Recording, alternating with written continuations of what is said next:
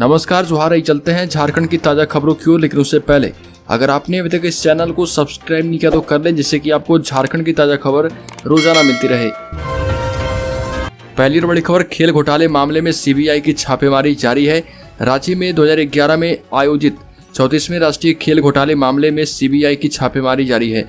मोरहाबादी स्थित एनजीओसी कार्यालय में सीबीआई छापेमारी कर रही है। सीबीआई की टीम ने छापेमारी यहां पर शुरू कर दी है। सीबीआई छापेमारी कर महत्वपूर्ण कागजात एवं खेल घोटाले से जुड़े दस्तावेज खंगाल रही। अगली खबर, झारखंड में प्रोफेसर पदों पर नौकरी पाने का बढ़िया मौका सामने आया है। National institute of technology Jamshedpur ने असिस्टेंट प्रोफेसर पदों पर योग्य उम्मीदवारों से आवेदन आमंत्रित किए हैं। कैंडिडेट्स जो इन पदों पर आवेदन करने के इच्छुक हों वो एनआईटी की आधिकारिक वेबसाइट पर जाकर इन पदों के बारे में विस्तार से जानकारी हासिल कर सकते हैं और वहां दिए पते पर आवेदन भी कर सकते हैं। अगली खबर, दिल्ली की तर्ज पर बनेगा रांची का एयरपोर्ट। झारखंड सरकार से बातचीत जारी है, मिलेगी सारी सुविधाएं।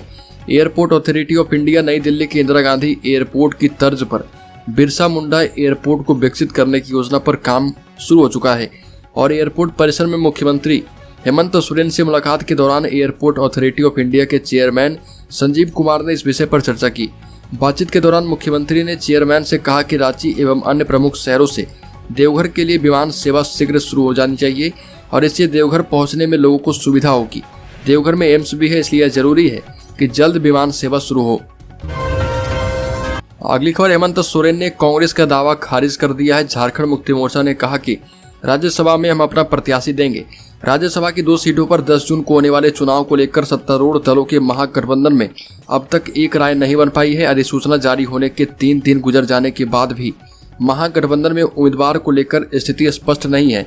प्रदेश कांग्रेस अध्यक्ष राजेश ठाकुर ने झारखंड मुक्ति मोर्चा से राज्यसभा चुनाव में कांग्रेस के लिए सीट छोड़ने को लेकर त्याग और बलिदान की अपील की और कहा कि पिछले राज्यसभा चुनाव में झारखंड मुक्ति मोर्चा सुप्रीमो शिबू सोरेन का गठबंधन के सभी दलों ने साथ दिया था। इस बार कांग्रेस को राज्यसभा का सीट झारखंड मुक्ति मोर्चा को दे देना चाहिए। हालांकि हेमंत सोरेन ने इन सभी बातों को खारिज कर दिया और कहा कि झारखंड मुक्ति मोर्चा ही अपना राज्यसभा सदस्य भेजेगा। अगली खबर, झारखंड में मौसम विभाग के अनुसार 28 व 29 मई को राज्य के कई हिस्सों में तेज हवा चलने के अनुमान है। विभाग ने 30 से 40 किलोमीटर प्रति घंटे की रफ्तार से हवा चलने व बारिश होने की संभावना व्यक्त की है। 27 मई को आकाश में बादल छाए रहेंगे। इसके साथ ही साथ कहीं कहीं ठनका भी गिर सकता है। मौसम वैज्ञानिक अभिषेक आनंद के अनुसार बंगाल की खाड़ी में अगले 48 घंटे में एक बार फिर से निम्न दबाव का क्षेत्र बनने की संभावना है। इससे संताल परगना, रांची सहित पश्चिम बंगाल से सटे इलाके में भारी बारिश हो सकती है एवं झारखंड में 10 से 15 जून के बीच मानसून भी आ सकता है। 17 मई से अंडमान में मानसून की बारिश शुरू हो चुकी है। अगली खबर, झारखंड की राजधानी रांची के डीएवी कपिल देव स्कूल के प्रिंसिपल की गंदी बात का ऑडियो और वीडियो सामने आया है। प्रिंसिपल बिहार के जमुई के रहने वाले हैं। महिला नर्सिंग स्टाफ को बीपी चेक करने के बहाने अपने चैम्बर में बुलाकर किस मांगा करते थे। महिला ने 2 साल के हैरेसमेंट के बाद प्रिंसिपल पर एफआईआर दर्ज करवाई है। ऑडियो और वीडियो महिला ने ही रिकॉर्ड किया है। एफआईआर में महिला ने कहा कि प्रिंसिपल उसे अश्लील वीडियो व्हाट्सएप पर भेजता है, चैम्बर में बुलाकर अश्लील हरकत करता है। मामला राजधानी रांची के कटरू इलाके के प्रतिष्ठित डीएवी कपिल देव स्कूल का है। प्रिंसिपल मनोज कुमार सिन्हा के खिलाफ इस संबंध में अरगोड़ा थाना में 24 मई को एफआईआर दर्ज करवाई गई थी। पीड़िता ने अपने आवेदन में कहा कि प्रिंसिपल हर रोज ब्लड प्रेशर चेक कराने के बहाने अपने चैम्बर में बुलाता था, फिर धीरे धीरे उसके शरीर को टच करता था। सेफ्टी के तौर पर वह हमेशा अपना फोन ऑन करके जाती थी। इसकी जानकारी प्रिंसिपल को नहीं होती थी। अगली खबर, आंगनबाड़ी सेविका और सहायिकाओं के लिए खुशखबरी है। झारखंड सरकार बढ़ाएगी मानदेय। पारा शिक्षकों की तर्ज पर आंगनबाड़ी सेविका और सहायिकाओं को भी झारखंड सरकार स्थायी करते हुए मानदेय बढ़ाएगी और इनके लिए भी सेवा शर्त रूल बुक तैयार होगी। महिला एवं बाल विकास मंत्री जोबा मांझी, शिक्षा मंत्री जगन्नाथ महतो एवं कृषि मंत्री पशुपालन मंत्री बादल पत्रलेख ने आंगनबाड़ी सेविका सहायिका को यह आश्वासन दिया है। बोकारो एवं अन्य जिलों से बड़ी संख्या में सेविका सहायिका को संबोधित करते हुए मंत्रियों ने कहा कि मुख्यमंत्री हेमंत सोरेन उनकी मांगों को पूरी करने को लेकर गंभीर हैं और आंदोलन करने की जरूरत नहीं पड़ेगी। अगली खबर, झारखंड में पंचायत चुनाव खत्म होते ही 1932 खतियान का मुद्दा एक बार फिर से शुरू हो चुका है। 1932 का खतियान के आधार पर स्थानीयता करना होगा परिभाषित। अमित महतो ने कहा कि झारखंडियों के सम्मान के लिए किसी प्रकार का समझौता नहीं करेंगे। झारखंड के लोग लंबे समय के बाद जागे हैं, जिस कारण पूरे राज्य में स्थानीयता परिभाषित करने की मांग अब जोर शोर से उठने वाली है। जनता का भी भरपूर समर्थन मिलेगा और कहा कि उग्र आंदोलन की तैयारी भी है। भाजपा आजसू पर वार करते हुए कहा कि ये सभी अवसरवादी पार्टियां हैं। 17 साल आजसू सरकार में शामिल रही, लेकिन इस दौरान कभी भी झारखंडियों के हित पर कार्य नहीं किया। सभी ने झारखंडी अस्मिता को गिरवी रखकर अपनी राजनीतिक रोटियां सेकी है। अगली खबर झारखंड की खान उद्योग सचिव IAS अधिकारी पूजा सिंघल की गिरफ्तारी के बाद से इस प्रकरण में बेहद मुखर रहे भाजपा के सांसद निशिकांत दुबे ने अपने ट्वीट से एक बार फिर से सबको हिला दिया। निशिकांत ने कहा कि झारखंड के हाल के दिनों में ईडी की छापेमारी में जब्त किए गए मोबाइल से बेहाई की गंदी तस्वीर मिली है। हाल के दिनों में झारखंड के मुख्यमंत्री हेमंत सोरेन पर खासे आक्रामक रहे भाजपा के सांसद निशिकांत दुबे ने एक पर एक कई तरह के ट्वीट कर फिर से सरकार की बखिया उधेड़ दी और लिखा कि सूत्रों के अनुसार झारखंड में जब्त मोबाइल से जो फोटो व व्हाट्सएप चैट मिले हैं वह झारखंड के प्राधिकारियों एवं नेताओं को मुंह ढकने के लिए मजबूर कर देंगे। इसका संदर्भ समझे तो निशिकांत का इशारा ऐसी अश्लील तस्वीरों या वीडियो क्लिप आदि से है जिनके सार्वजनिक होने या लोगों के सामने आने के बाद कई बड़े चेहरे बेनकाब हो जाएंगे। अगली खबर झारखंड सरकार पर बाबूलाल मरांडी का बड़ा हमला, कहा कि झारखंड से जल्द ही कचरे को साफ करेंगे। झारखंड के पूर्व मुख्यमंत्री और भाजपा विधायक दल के नेता बाबूलाल मरांडी ने कहा कि केंद्रीय सतर्कता एजेंसी ED और केंद्रीय जांच एजेंसी CBI की भ्रष्टाचार के खिलाफ हो रही ताबड़तोड़ छापेमारी पर झारखंड का सारा कचरा लगता है और जल्द ही जल्द साफ हो जाएगा।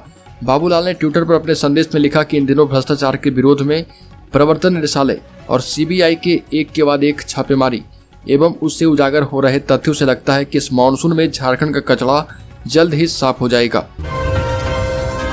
अगली खबर साइबर अपराधियों पर शिकंजा कसने की तैयारी पुलिस ने पूरी कर ली है। झारखंड सहित 6 राज्यों की पुलिस एक साथ साइबर अपराधियों के खिलाफ कार्रवाई करेगी और इसके अलावा एक दूसरे को अनुसंधान में भी सहयोग करेगी।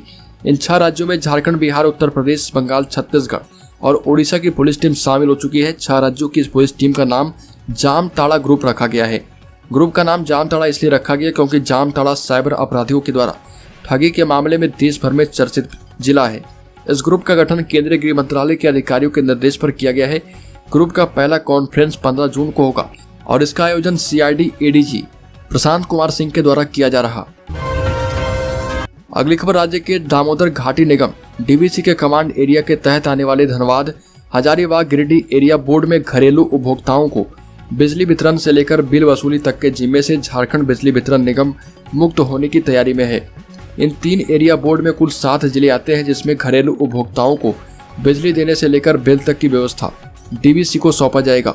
फिलहाल DVC इन जिलों में घरेलू उपभोक्ताओं को आपूर्ति नहीं करता है। मुख्यमंत्री हेमंत सोरेन और DVC के चेयरमैन राम नरेश सिंह के बीच पिछले दिनों हुई बैठक में इस पर सहमति मिल चुकी है। मुख्यमंत्री ने DVC को वितरण व्यवस्था संभालने का निर्देश दिया था।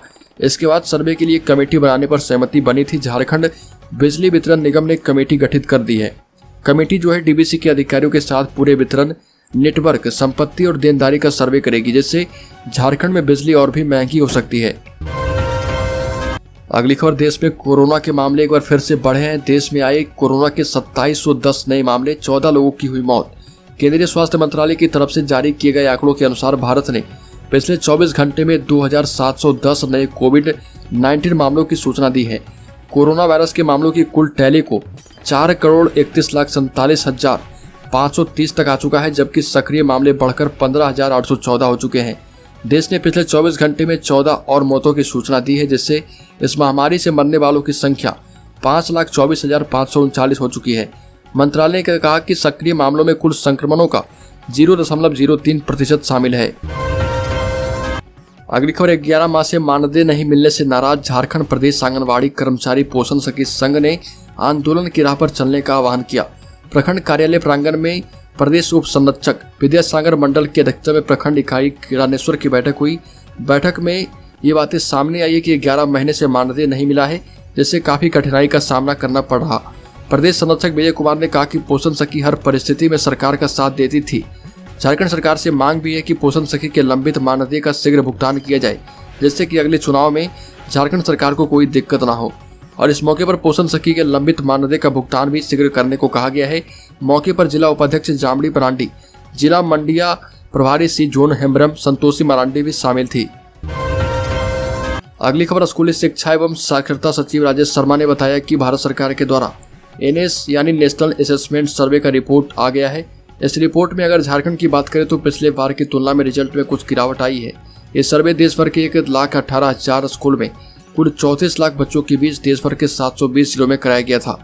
आपको बता दें कि आगे कहा गया कि रिपोर्ट के अनुसार कक्षा 8 और 10 में झारखंड का पोजीशन नेशनल एवरेज के बराबर है। कुछ मापदंड में ये बच्चे ऊपर भी हैं, जबकि कक्षा 3 और 5 के बच्चों का रिपोर्ट उतना अच्छा नहीं है।